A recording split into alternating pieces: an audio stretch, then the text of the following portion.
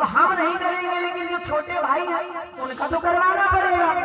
इसलिए पता लगाया कहाँ स्वयंवर है, पता लगा काशी में, काशी नरेश की 3 कन्याओं का स्वयंवर है।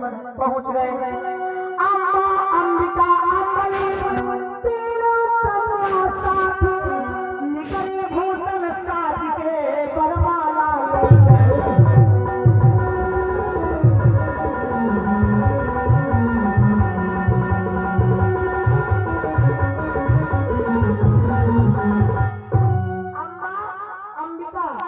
अंबालिका तीनों कन्याएं हाथ में बरमाला लेकर जब मंच पर खड़ी हुई, भीष्म वहां पहुंचे बिना बुलाए गए थे। तो लोगों ने मजाक उड़ाया, देखो बुलाए नहीं गए फिर भी आ गए।